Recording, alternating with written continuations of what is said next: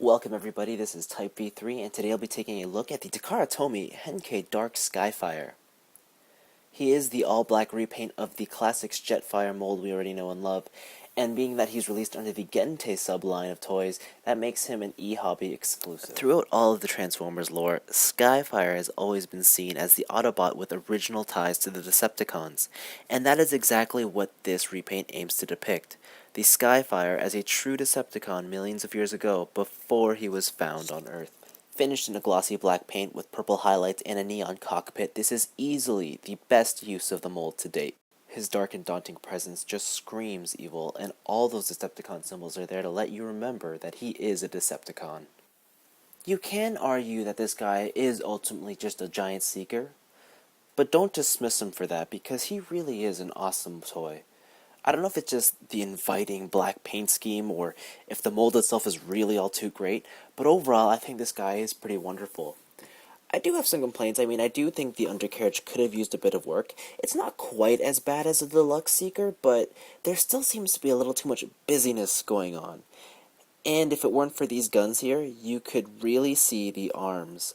But again, not too bad, because the overall design works really well. Of course, he does also come with this nifty little backpack. By folding his wings together and then his tail fins down, you leave room to attach his space-like jetpack. And when fully combined, Skyfire's ult mode goes from standard military jet to intergalactic space fighter.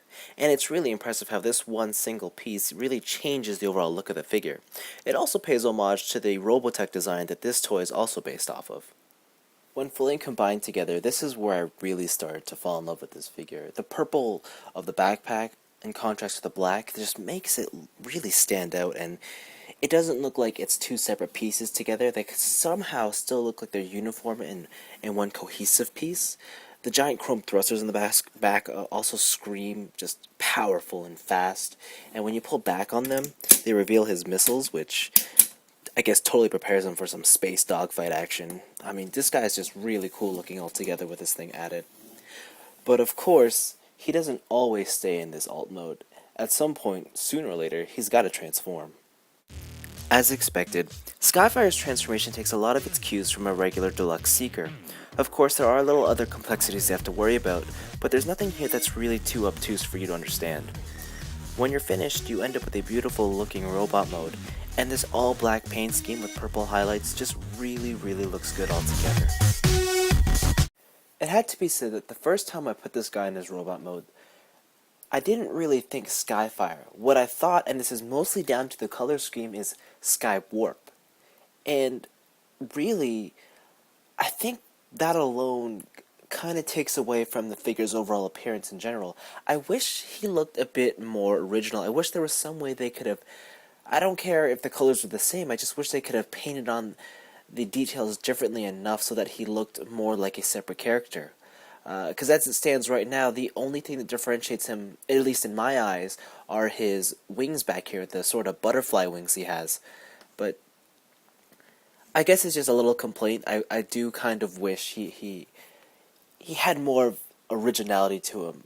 But at the same time, I do really like the way he looks. Taking a closer look at Skyfire's head, I really love the way it turned out.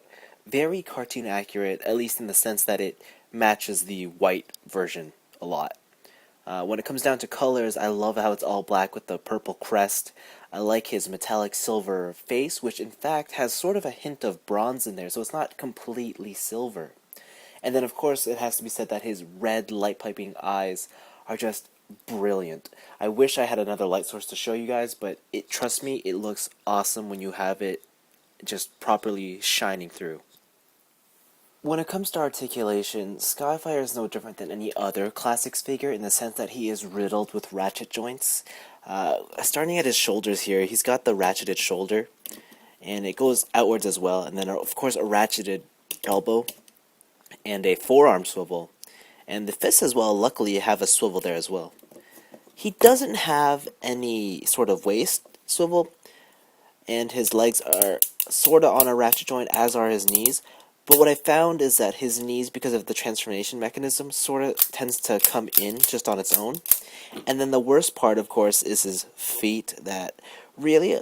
although transform out cool, really do hinder him in terms of stable and steady poses. When it comes down to his weaponry, he does come with these two forearm missile blasters, which are fully rotatable around the arm. They come with clear missiles, and that's really there to say. I mean, if you've seen a Seeker's missiles before, you're going to be not really too surprised here with this guy's. Even though he does have some pretty limited articulation, Dark Skyfire still tends to pull off some pretty dynamic poses if you know how to balance him correctly. And even though his paint scheme does scream Skywarp, I think that the overall design of this mold still makes him feel a little bit more original. Overall, I think that Skyfire is a good figure, but of course, he does come with other pieces. And it's these 4 accessories that bring out the best that Skyfire has to offer. By snapping these pieces together with Dark Skyfire, you end up with a robot who very much looks very distinct and different from any other Transformers Seeker there is.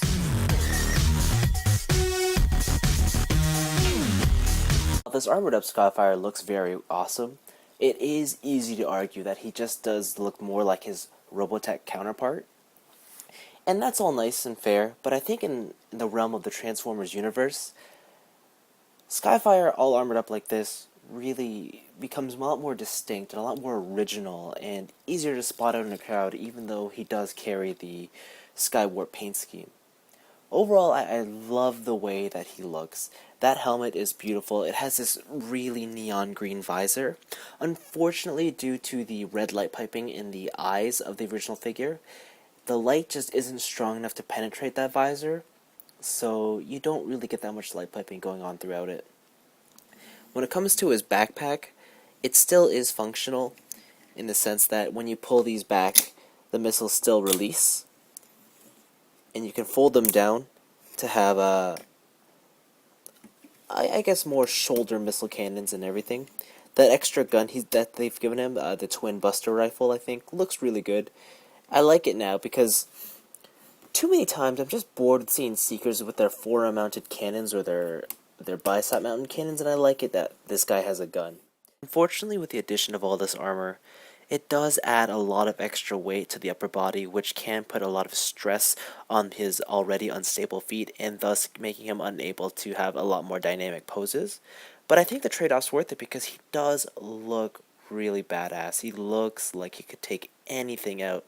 All the extra missiles and cannons he ends up having at the very end of this really do make him seem like he's just one guy you do not want to mess with. So do I recommend picking up this guy? Well, that depends on one thing. How much do you like the idea of Skyfire as a true Decepticon before he was Autobot converted and before he was white and red? If you really like that idea of Skyfire, then yes, pick this guy up. But if you don't, then this guy is going to disappoint, and at that point I recommend just trying to go out and find the Jetfire, the white and red Jetfire.